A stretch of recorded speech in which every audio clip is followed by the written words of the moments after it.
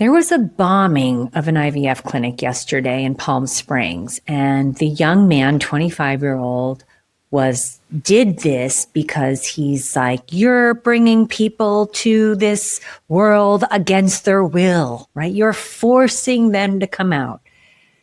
If you want to know a secret, when Mila was born, she was a little angry. I'm not making this up. She was a newborn and she'd kind of stare you down. Very different than Hudson.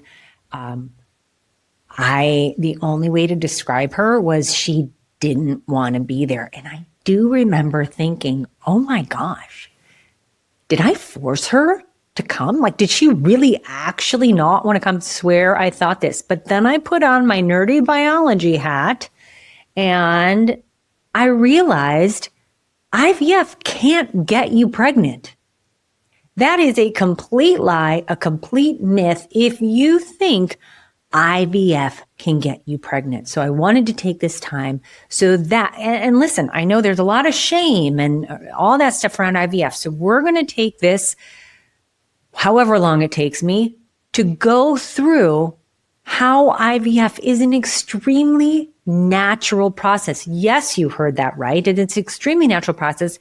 And you absolutely cannot get pregnant doing IVF. So what are we doing here? Well, IVF helps you bypass certain things. And that's why you do IVF. But I want to explain to you the difference because you might be surprised, but IVF cannot get you pregnant.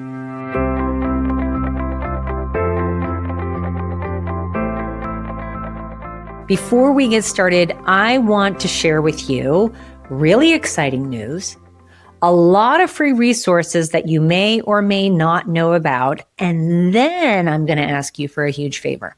Okay, really exciting news. I'm writing a book, and not just, I've been writing a book for 4 years. The book is at the editors, okay? The manuscript has been sent out. They have actually said to me, I'm not allowed to touch it anymore. I am really planning on it launching in the summer. That being said, I want you to be a part of this because when I launch it, I'm basically going to be giving the book away for free. It's all about this silly algorithm to make people know that it's available. So you basically give it for free. Okay, this is huge because one, it's going to be free. I think like $1, she told me that she would launch it at the publisher. Two, this is like my life's work. Okay. My goal for this book is that you will know almost as much as I know when it comes to one, getting as fertile as possible, which everyone needs to know, whether you're doing IVF or really trying to avoid IVF. And then two, if you need IVF, all of my secrets, all of the consulting knowledge that I have put into one book, which is currently 400 pages, and they've told me it won't be. So anyway, I wanted to put that out there. This is how you learn about the book. This is number 2, where you get all these free resources anyway. Go to my website, tashablasi.com, and there's like an arrow with whatever it says, like get free resources or something like that. Okay. You fill out a survey because the resources are going to be more customized to you, right? This is my whole thing. It has to be about what you need. So go to my website, tashablasi.com, and look for the arrow right at the top and fill that out because one, you're going to get a ton of resources, so many that actually my new operations director was like, I think it's a bit much. I think you need to tone it down. I'm like, okay, well, for now, it's still what it is. So tons of resources. You know how I overdo things. And then you'll also be a part of our crew. You'll be a part of our insiders. And so when the book launch is happening, you will absolutely know about it. Okay, so you get your resources, you know about the launch, all that. And then my favor, which I need to get better asking because it actually benefits our sisterhood, is if you have not already reviewed this podcast, please do. We need the stars and we need the written review. What this helps our sisters do is find this podcast. And I can't tell you how many people have told me it's this advice that has gotten them pregnant, which I am so incredibly proud of. I'm hoping with the book, with more products coming out, which I'm going to tell you about. It's like a calculator and a software so you can figure out your own protocol. It's so effing cool, you guys. And then with this podcast, it's just going to be this one source of information for you to easily get and stay pregnant, whether doing IVF or trying to avoid it. All right, mamas. So I would so appreciate, I would really like a 5-star review, but whatever you think, and a written review, because that, I guess, really helps things. So I really, really appreciate you for letting me do that ask. Please take all of those free resources that I shared with you and make sure you get on our insider list by clicking that arrow, because you will hear about the book launch and you're going to basically get the book for free. Yay! All right, now let's get into the nitty-gritty of how IVF can't get you pregnant.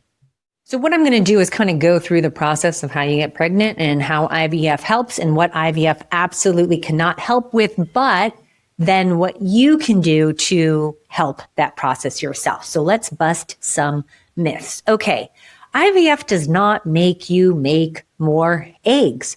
All of those eggs are there. If you count at the beginning of your cycle, well, let's say you're counting without any medication, that's your antral follicle count. That's how many follicles will be there at the beginning of your cycle, doing IVF or not. We don't usually, if we're trying naturally, count those. So how do we get so many embryos? Because what IVF allows, what it bypasses, is that in nature, only 1, maybe 2 follicles are going to get chosen as the alpha and get all the food, let's call it. Okay. Everyone else is going to be like, hey, you're the boss. You get all the food. I'm just going to stay back here. And those eggs get reabsorbed back into the body. What IVF allows, this isn't really a bypass, but what it allows your body to do is to give all of the eggs food. That's the stimulation medication, so that there is food to go around for everyone. Okay. How this can help you is for you to understand I'm not making better or different or more eggs because of IVF. What I am able to do is to feed more of my eggs to give them the ability to get fertilized and grow into embryos. But those eggs are those eggs. And this is where, I just did a big podcast that got a lot of attention on doing genetic testing or not. This is where I say IVF doesn't cause genetic abnormalities, right? Those are still your eggs. We're just feeding more of the eggs.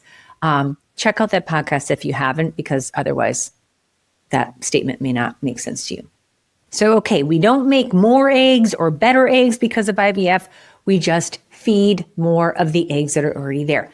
What about sperm? IVF cannot affect your sperm count or quality. Could medications like Clomid make you have more sperm? Absolutely. Or if you take, smaller doses of like FSH, yes, absolutely. But you don't have healthy sperm that, they look at motility and morphology and volume, right?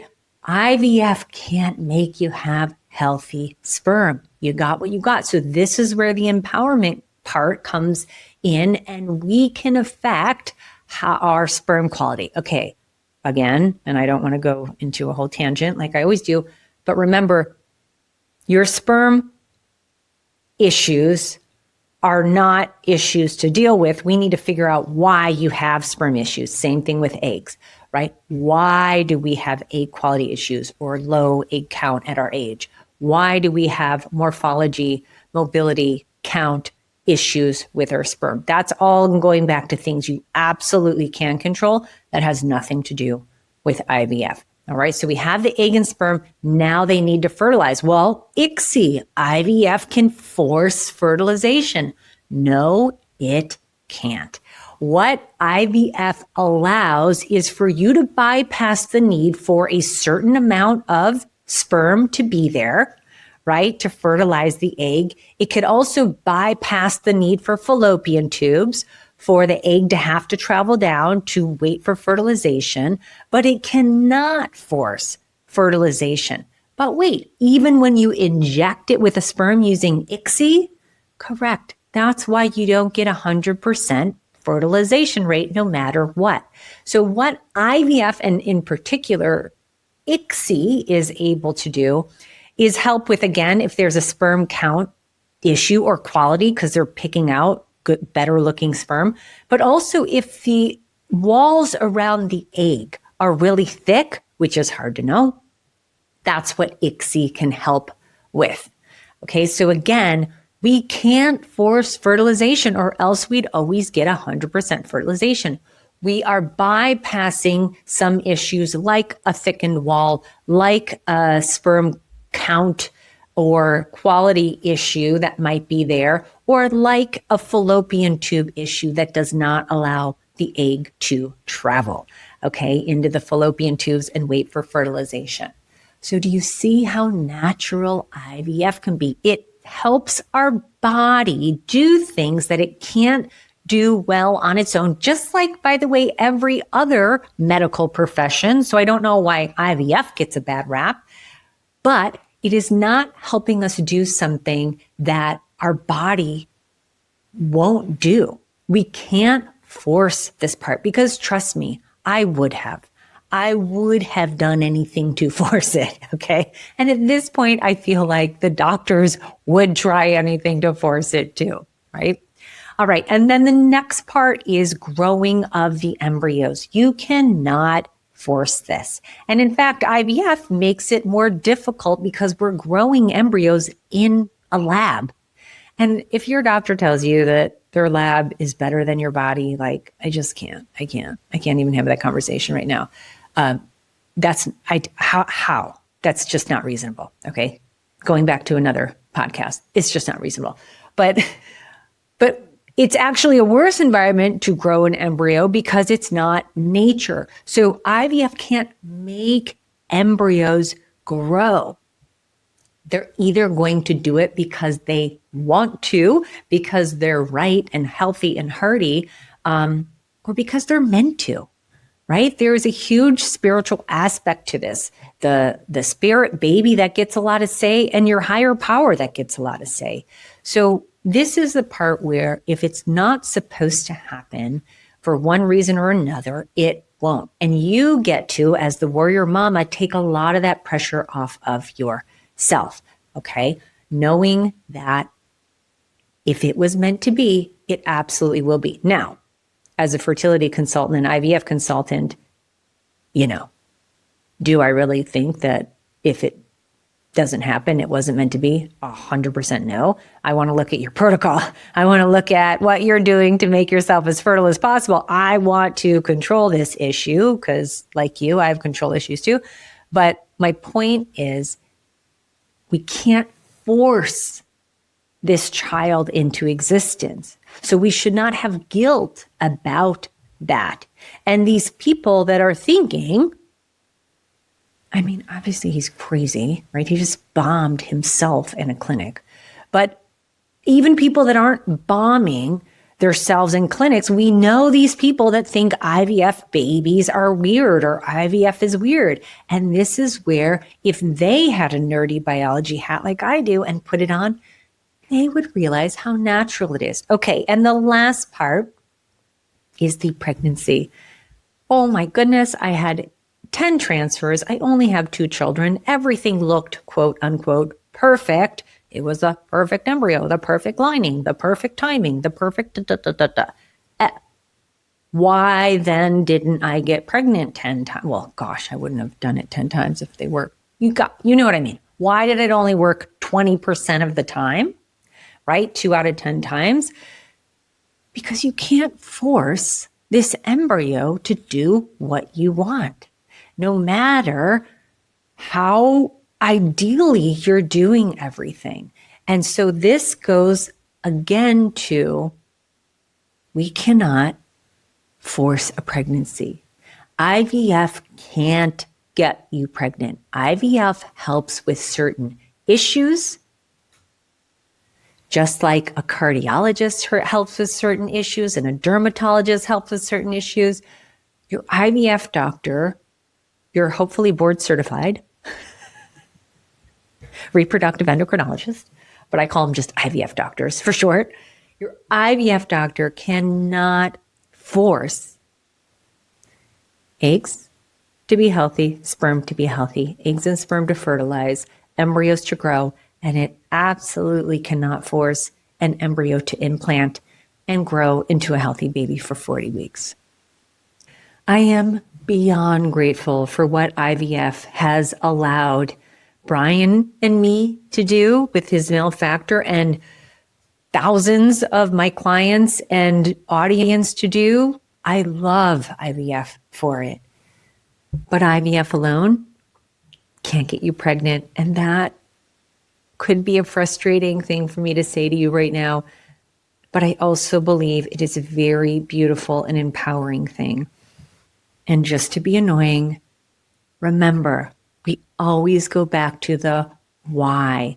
What is, just like a cardiologist, you have a heart attack, fix the heart, but why is our heart getting compromised? What can we look into? What can we do to help this? Could it be genetics?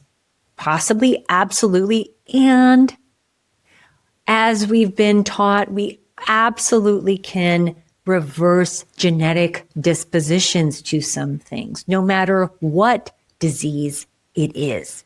Any brilliant functional medicine expert will tell you, you absolutely can change your gene expression.